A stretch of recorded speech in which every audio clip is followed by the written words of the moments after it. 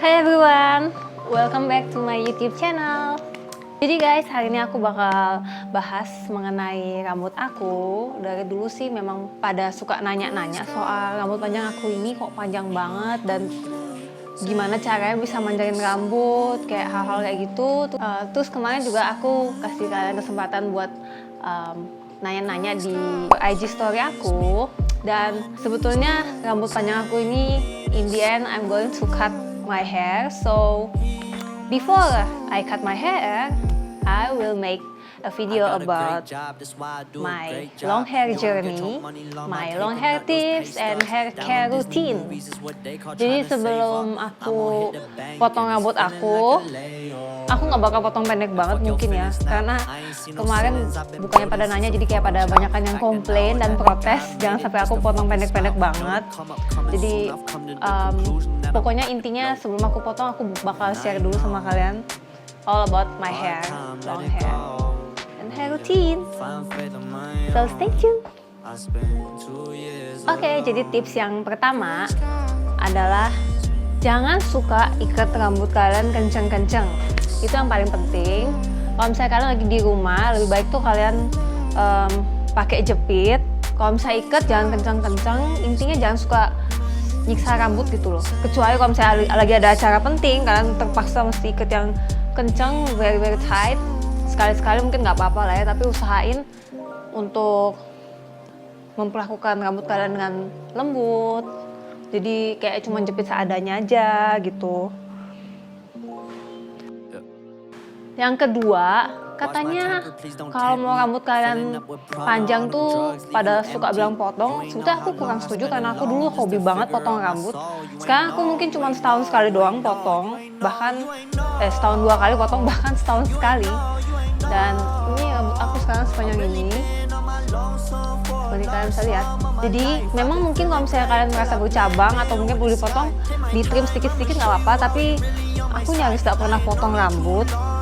Cuman ini memang aku bakal potong agak banyak, jadinya ya that's why I make this video for you guys. So, and yang ketiga, hindari menggunakan catokan. Itu susah banget karena kalau misalnya kalian tahu di Instagram aku kan sering banget foto dengan rambut yang sudah dikeriting, udah di wavy gitu. Susah banget sih rasanya kalau zaman sekarang kita tuh nggak catok rambut kita, nggak blow dry, atau pokoknya semua yang menggunakan panas. Kalau misalnya kalian pintar kepang-kepang atau dengan cara lain yang heatless, yang nggak pakai catokan, itu lebih baik dan lebih sehat. Hindari aja kalau sebisa mungkin, kalau nggak ada kepentingan nggak usah dicatok rambutnya.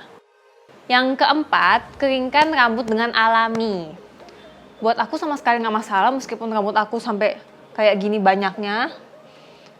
Aku bisa nggak masalah sih keringin rambutnya dengan air dry, bukan hair dryer. Tapi beberapa orang tuh nggak tahan, mereka pasti maunya hair dry, padahal sebetulnya kamu keringkan dengan alami itu lebih sehat. Cuman mungkin kalau terburu-buru pakai hair dryer secukupnya aja, terutama di bagian atas saja. Oh iya guys, ini juga mungkin soal rambut ini genetics ya, karena memang di family aku, terutama turunan papaku tuh rambut tebal itu adalah genetics. Jadi mungkin kalaupun tips-tips aku atau rutinitas aku ini bisa berfungsi juga buat kalian. Cuman aku share yang what works for me, I'm sharing with you guys. I don't know if it also work because thanks to my papa and my family, jadi aku masih dapat gen rambut tebal kayak gini. Aku juga pernah ngalamin rontok. Nah, dulu tuh aku pernah ngalamin rontok 2 kali dalam masa hidup aku. Yang pertama, nggak tahu waktu SMA tiba-tiba rambutku rontok dan aku nggak pernah diapa-apain rambutnya. Sama sekali nggak pernah, jarang salon-salon gitu kan, masih sekolah dulu. Waktu SMA, itu tiba-tiba rontok banyak.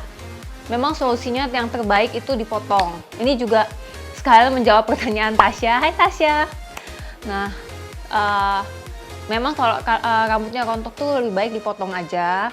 Dipotong agak pendek tuh nggak apa-apa, terus dikasih tonik rambut sampai rambutnya tuh sudah berhenti. Itu mungkin ada kayak suatu fase rambut rontok itu nggak bakal selamanya. Coba aja makan minum yang sehat-sehat, terus pakai tonik rambut, terus mungkin atau ganti shampoo kayak gitu. Nah, fase yang kedua tuh waktu aku habis melahirkan, which is it's totally normal because waktu kita lagi hamil itu rambutnya nggak bakal terlalu rontok, jadinya setelah melahirkan baru bakal rontok gila-gilaan gitu.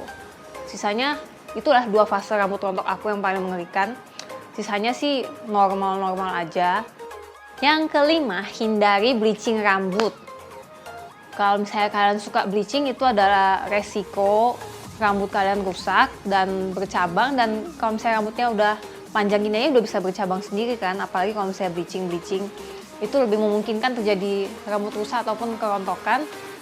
Usahain warna itu yang masih normal kalau misalnya kalian pengen rambut panjang yang sehat sih ya. Tapi kalau misalnya kalian suka bleaching sih itu nggak masalah, itu kan preference. Aku sendiri suka sebetulnya rambut warna ekstrim, cuman karena aku takut rambut aku rusak, jadi aku palingan pakai wig. Kalau misalnya aku pengen aneh-aneh, aku paling pakai wig aja buat eksperimen gitu.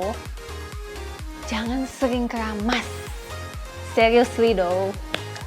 Kalau misalnya kalian seringan di ruangan AC itu mungkin nggak masalah ya kalau misalnya nggak sering keramas. Aku ini jarang banget guys keramas. Tapi kalau misalnya mau acara tenang, aku pasti udah keramas. Aku udah nentuin harinya.